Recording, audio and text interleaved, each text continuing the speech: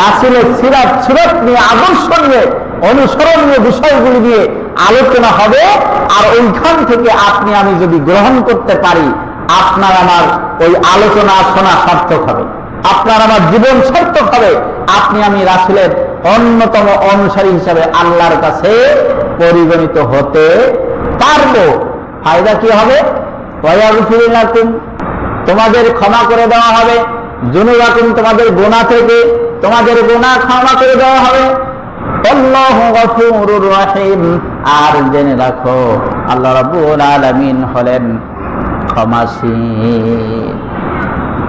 হাদিস শরীফে আসছে যে বান্দা যদি শত অন্যায়, শত অপরাধ, জুলুম, নির্যাতন সব করেছে, বান্দার হক, একে অপরের হক নষ্ট ছাড়া,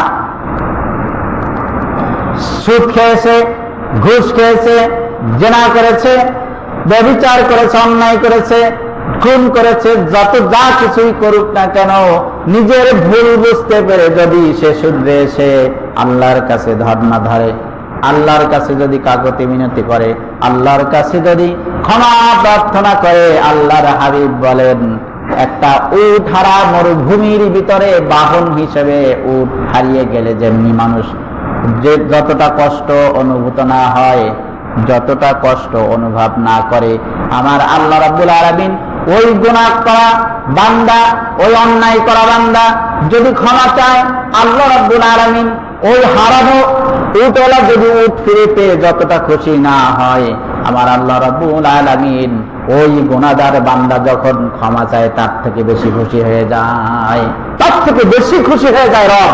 তখন তাকে মানে রহমতের চাদরে ঢেকে নেয়। বান্দা যদি হেঁটে যায়, রহমত, আল্লাহর রহমত তার দিকে দৌড় গতিতে চলে আসে। হাদিসের কথা, আমার কথা নয়। তো তাহলে বিষয় হলো রাসূলকে ভালোবাসতে হবে এবং অনুসরণ দ্বারা, শুধু মনে মনে ভালোবাসা নয়, শুধু মুখে মুখে ভালোবাসা নয়, তাকে অনুসরণের মাধ্যমে ভালোবাসতে হবে।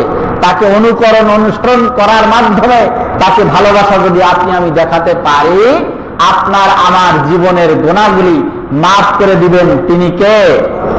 তিন চারজনে বললেন তিনি কে? বলেছেন কোথায়? আমি বলেছি, আমাদের খতিব সাহেব বলেছে নাকি? আপনাদের মনোভাব কিরকম? কোরআন বলেছে, সূরা আলে ইমরান, সূরার নাম কি?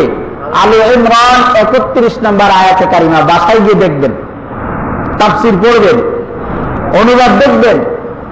আল্লাহ বলছেন ওয়াগফির লাকুম যুনুবাকুম, তোমাদেরকে আমি ক্ষমা করে দিব।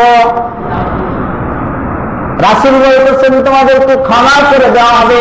আল্লাহ আমাকে জানিয়ে দিয়েছেন ক্ষমা করে দিবেন তোমাদেরকে, তোমাদের গুনাহসমূহকে সব ক্ষমা করে দিবেন।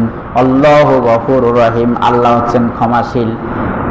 আল্লাহ হচ্ছে ক্ষমাশীল, প্রার্থনা অনুনয়, তওবা গ্রহণকারী। এখন কথা হলো রাসূলের সিরাত আমরা শুনবো, কিন্তু উদ্দেশ্য থাকতে হবে অবশ্যই মানবো। ইনশাআল্লাহ পারা যাবে তো? আমাদের যেগুলি সহজ, এই আমলগুলি মানতে তো কষ্ট হয় না, খালি একটু মানসিক চিন্তা ফিকির মাথায় নিলেই হবে।